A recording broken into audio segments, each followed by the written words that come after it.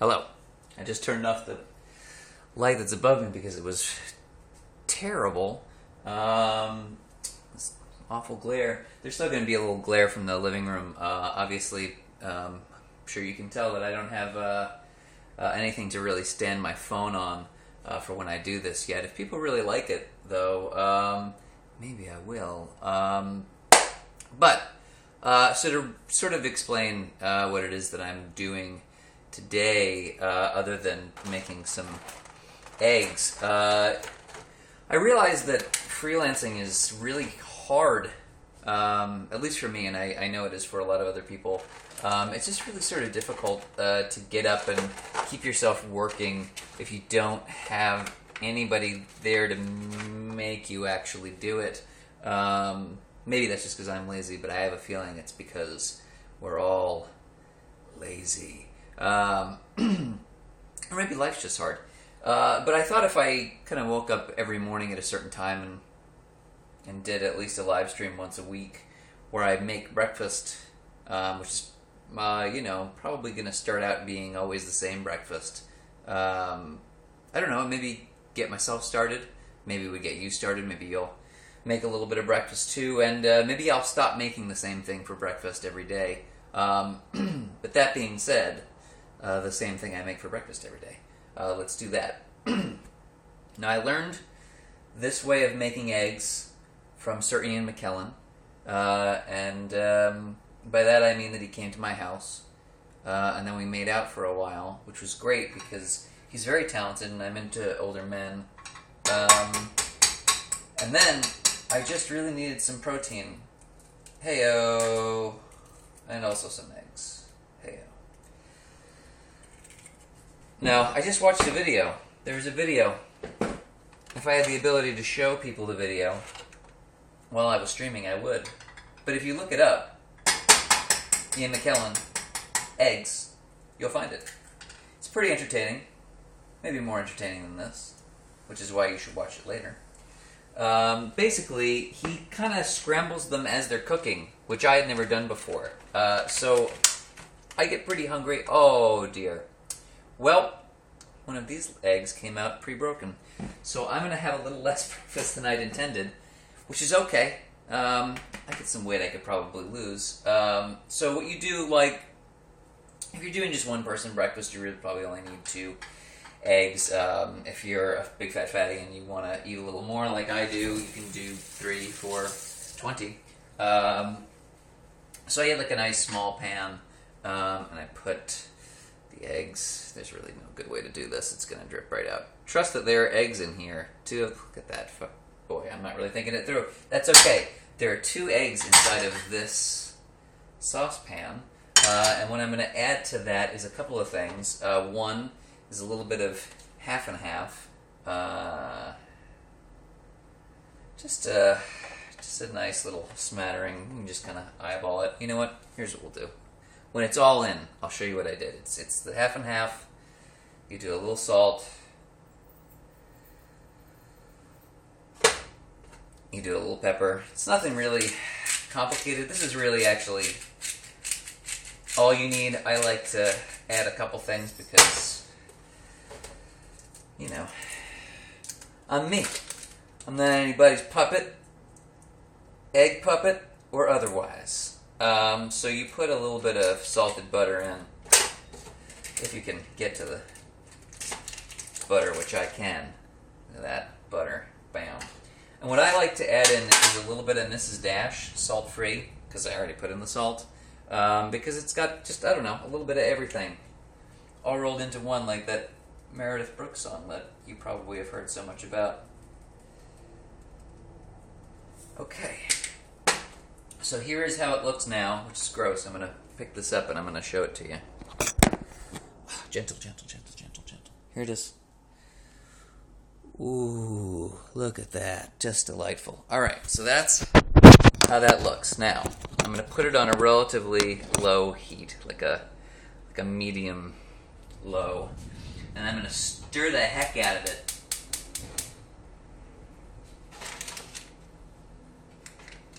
Here we go. And then while it's cooking, we can sort of talk about what's happening in the world. Isn't that exciting? Some of it might be politics. Some of it might be, I don't know, just random things that popped into my head. I was having an interesting conversation. I went to the comic book store, which is where I used to work, once upon a time, and then twice upon a time, since I did it 2 times. And we were sort of having this conversation about the gaming community, which, as you might have seen this morning, I was railing on because, boy, you know, growing up as a nerd, you sort of accept that as far as the political persuasions of nerds, it's really a bit of a run of the gamut, you know? And you have to kind of live with each other. There are going to be some liberal-minded folks, going to be some more conservative-minded folks, and that's okay. That's all right. But the gaming community is a little bit different in that they get really, really very agitated. I think it skews a little more conservative than the average, and it certainly has a bit of that boys' club feel. Boy, this is boring. Anyway, the point is that what my friend said is that he thought because gaming for such a long time had this innate sort of competitiveness to it, that might be the reason why it is that they struggle with change or with someone wanting to do something different from how perhaps they would want to do it. And I think that's kind of an interesting idea. Because really gaming has been largely competitive for a long time. If whether you're thinking in terms of arcade games where it's a matter of who's got the high score, or if it's, you know, like a versus kind of game. Even stuff like Double Dragon when I was growing up, you know, like you play cooperatively and then at the very end, if you didn't know, if you've never played, I took this off the heat for a second because it was cooking a little faster than I'd intended it to. If you'd never played Double Dragon before, you know, the plot of that game is you put the waffles in the toaster. That's not actually the plot of that game. The plot of the game is that this girl gets kidnapped and then these 2 brothers go and save her, but the trick of it is that when you get to the end and you've beaten the boss, you have to fight each other over who gets to bone her, which is a little bit weird. Anyway, the point is that gaming really for a very long time has been a largely competitive thing. You know, who's the best, who wins at the end of the day, who gets the highest score, who gets the girl, blah. And that has maybe potentially fostered a community that doesn't really know how to accept defeat or accept that perhaps something is happening that they don't necessarily want to happen. And as a result, it sort of is a little more divisive than perhaps the other nerd communities. And what I ended up tweeting was that, you know, I felt like if I look at, let's say, the comic book community, does it have problems? It sure does, because it's got, what do you call it, that need to sort of point out that cosplay doesn't equal consent. The fact that we need to even talk about that is a little bit weird, right? That probably shouldn't be the way. But the nice thing about the comic book community is that there's so much progressivism in the writing, and there has been for such a long while now that it's really starting to, I think, affect the overall community. And so when you see like the big 2, like Marvel and DC, start to introduce more minority characters, more LGBT characters, there's less of a fuss about it. And if there is a fuss, it's more of a, you know, why did it take you this long, and when are there going to be more? Which is great, because that's probably how it should be. But with gaming, it's a little different. So if you didn't see the other day, Baldur's Gate put out an update, which is a much older game. That franchise has been around for a very long time. It's just an old little D&D franchise, and they introduced an update that had a, you know, minor non-playable character who happened to be trans. And if you ask them about it, they'll tell you about, you know, their transness. And people got so mad, felt that politics just being shoved down their throats so hard that they all went in and put 0 ratings across the board to try and make the game and the people who made the game suffer, try and screw them financially. And I just don't see that happening anywhere else in the nerd world. I just don't. I mean, like, there's a degree of it, but not to the extreme that you find in gaming. And it's just sort of disheartening because, you know, I can't be the only person who's been a person that plays video games their whole life. You know, I grew up on them. I remember getting a NES when I was probably about 8. And it was a thing that really defined me for a long time. And it didn't feel back then like that was a bad thing to be defined in part as someone who enjoys playing video games. Because they're... I'm putting this away, sorry. They're pretty artistic and neat, you know? I mean, like, even before people were intentionally trying to make games as art, I always thought they sort of were, down to their core. So, I always sort of thought being a gamer was cool. I thought it was a neat thing to be. And now, it's like a moniker, it's a descriptor that I feel like I can't use anymore. Hey, let's take a break from this. I'm going to show you the eggs that I made. They're goddamn delicious looking. Ooh, gentle, gentle, gentle, gentle. Oh, yeah. Ooh. Scrambled eggs. So, there's nothing really healthy about these eggs because they're obviously full of butter and salt and cream and egg. Still mostly egg. But we're going to have that. And then I've got some waffles, which are going to go back into the heat for another extra minute. Anyway, the long and short of it is that my buddy thought that maybe the reason why we're out of eggs, why the game community was the way that it is because there is such a largely innate competitive nature to what happens. And I think maybe that's true. Which is sort of also why competitive gamers are not liking the direction that some games are headed, because there's a lot less competitiveness in games now. You see a lot of these so-called walking sims, and I don't know, games that are not really designed to be the best so much as to just be a thing to experience. I'm glad that some people are sticking around. That's okay if it's just one of you. But please, if you do watch this, tweet at me. It'll get more interesting as I do them. This is the first time I've ever done it. Anyway, I'm a little aghast, to be honest, about the whole Baldur's Gate, like, not being able to accept a trans character for even 5 seconds on screen thing, because what's the problem? What is the downside to trans people existing, and why is that innately political? Because I wish that it wasn't, I have to say, and maybe, you know, that's sort of obvious and I'm not breaking any new ground here, but I just don't see why someone's identity must be innately political. Why can't people just be? You know what I mean? I'll tell you what else, though, which is not political and hence maybe a little less boring, because God knows. I'm going to eat standing up, because I can't even move this phone, which is terrible. Anyway, I'm going to have this breakfast. It's pretty tasty looking. Oh, so it's just some waffles and some eggs. This is really the thing that I eat day to day. And some water. It's good for you, because you're made of it. Do you ever think that the fact that you're mostly made of water and that you're drinking water makes you kind of a cannibal? Just something to think about. Anyway, comic books. Let's talk about that for a second, just because it's less depressing than talking about angry politics. There's a graphic novel that got a re-release after a couple of years called Echoes. Some of you might already know that I really like horror movies, which do...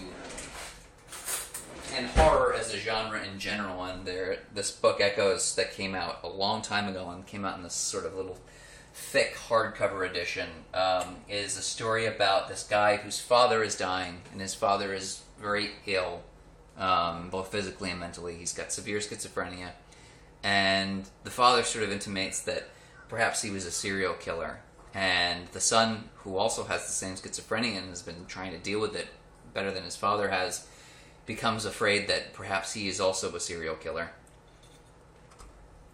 And so the book is really sort of about this man's trying to understand what is real and what his mind is sort of making up. And he's got this sheriff breathing down his neck because people are dying, people are disappearing. Boy, let me tell you, notifications on the phone while I'm streaming are a little tricky. It's a really interesting piece of horror. It's a little bit of tension. It's a little bit creepy. It's a little bit gory, but not too much. I'm going to take a bite of this. Hold on. Oh, it smells good. But if that is the thing that you're interested in, what a brave soul I am, eating on camera. If that's the thing you like, I would recommend picking it up because it's back in print. I think it just came out either this week or the week before. It's called Echoes. I should probably have known who the author was, but I didn't look it up. But check it out, by all means. So that's that. I'm trying to think if there's anything else. I realized I was hanging out with somebody I hadn't seen in a while, and I suddenly realized that I don't really do a lot with my life other than write about silly things on the internet for money. So, the other promise that I would make, and the other reason why, maybe this will be a nice, video to do every so often, is that it'll force me to do interesting things so that I can come back and tell you actual interesting stories instead of talking about competitive gaming and serial killing comic books. And eggs. Well, there'll always be eggs. But the rest, I hope, will be a little bit more variable. But there's really not a lot else going on with me. I mean, you can see that I don't have a lot of hair here or here, but that's not really news. Now nobody's watching, so I can do whatever I want, which is great.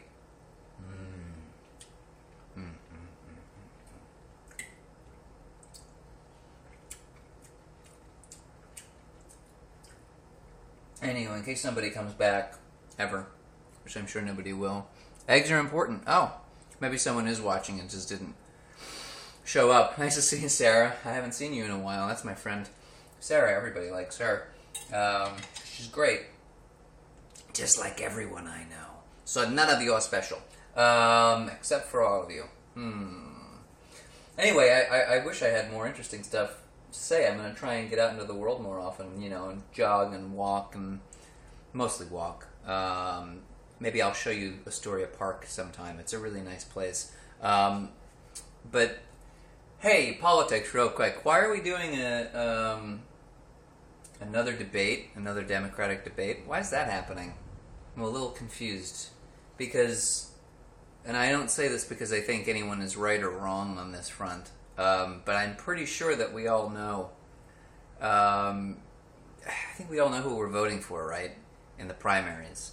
So that's not really an issue. I mean, here's what I would say. If there has to be a debate, if there's got to be one, I feel like it should probably not be a debate at all, but just like a general experience wherein Hillary and Bernie are like, hey guys, y'all seem real mad.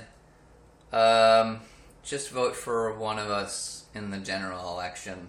Please don't vote for somebody else or not vote because one of us isn't the nominee, because that would be crazy. Lot at stake.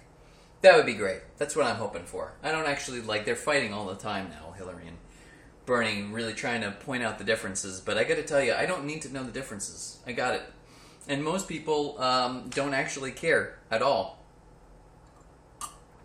They know who they want to vote for, and that's that. So what's to really say? Nothing, really, except that we should all chill out a little bit, because there's a lot more going on in the world outside of the Democratic Party. It's a lot scarier than Hillary or Bernie. We should probably keep that in mind as we argue over minutia. Anywho, that was that. And speaking of that, as I was walking down the street to go to my lovely comic book store, I saw this car in New York City. I mean, it had Virginia license plates, as somebody online pointed out, but it was in my goddamn city. And there were two bumper stickers. One said, Bernie is batshit insane. And then the other one had a picture of Hillary on it, and it said, "Life's a bitch. Don't let one drive," which is just atrocious. Like, at least the Bernie one is just generally mean and not sexist barf mean like the Hillary one was. But they're both terrible. So, anyway, that's the kind of stuff we're fighting. So I don't really know why we're going to fight really, really hard with each other. So, I've done it. I don't really agree with a lot of the things Bernie Sanders says. I don't really know that he can make good on a lot of his promises, but I know he'll try.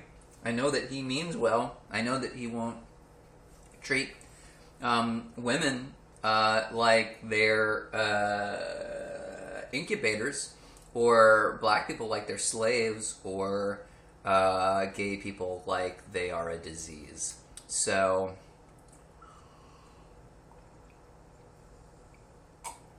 man, water is good.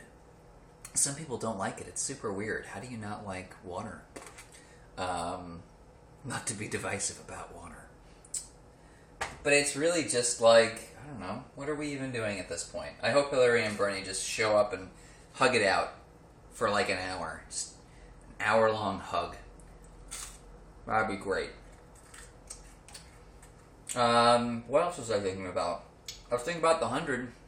If you want to come in and talk about the 100 with me, maybe I should have just started with that. That's like the reason why everyone follows me now, is because I said things about the 100, which is sort of like a weird reason to get famous, because it has so little, seemingly, to do with me. But have people seen the latest updates? This weird stuff that happened with Shauna Benson, who is one of the writers and ostensibly the one that was most actively going in and talking about stuff with fans in their own personal spaces, going to lesbian forums and saying like, "Hey, you gotta trust us. If you don't trust that we're not gonna kill Lexa, you should probably go get some counseling." And then they killed that character. That apparently she was at WonderCon and like went and sought out this fan who asked a question about infiltrating fan spaces and the ethics of making promises that you can't keep to oppressed minorities, even in fiction. That she basically followed that girl into the toilet and then apologized profusely and sort of intimated that perhaps there would be some consequences for her, and that everyone should just accept that the showrunner had nothing to do with it, which is to sort of conveniently leave out all of the other things that were going on. It was really interesting to read. Maybe I'll link it again for anyone that's interested, but it's very odd, this thing that's happening, but I think ultimately good. That I need more about that water, man. I need that water shit. I think it's good that even though there's some divisiveness, that things seem to be happening. Just because the best outcome may just be that Shauna Benson gets fired, and that's not really a solution so much as it is trying to, I don't know, sweep things under the rug. But it's still like, it's not nothing. There was a consequence, and the truth is that even if they fire this one person and say, as a network, as the CW, as a network would say, like, "Hey, we fired somebody, we fired this person that did this bad thing, now leave us alone." I think that there's already been a pretty large acknowledgement that that's not going to fly, and that this is going to be a thing that persists.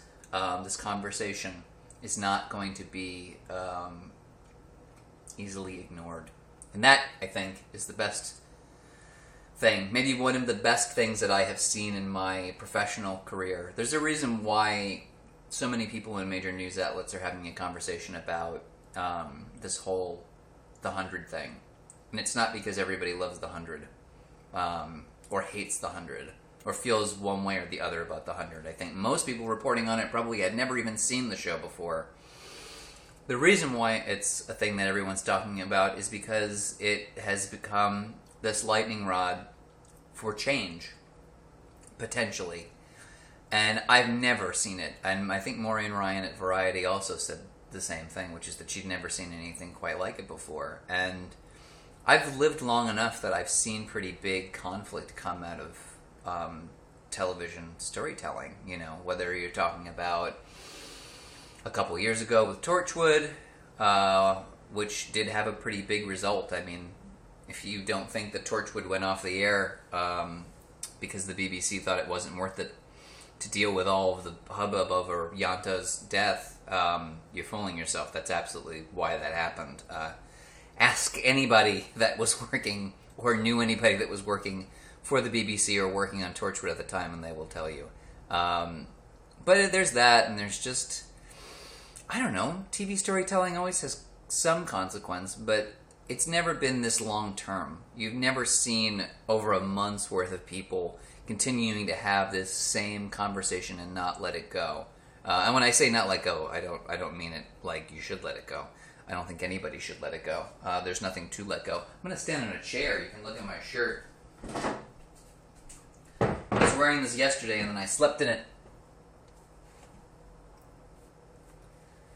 There, that's way more interesting than anything that I was saying. Anyway, I'm going to finish eating my breakfast. I'm going to let you go. My plan today is I'm going to go to the doctor because I've been putting it off for a little over a month. I am the Jason Rothenberg of not going to the doctor. I'm going to do that. I'm going to get some writing done. And then I'm going to go maybe watch some horror movies, which is a thing I often do on Tuesdays. Maybe at some point I'll stream that if it's possible. Every Tuesday I go to my buddy's house, and he and everybody else but me gets really high, which is a bummer. I can't do it because my lungs are really messed up. And if I take even one toke, I can't breathe for like 2 or 3 days, which is just depressing.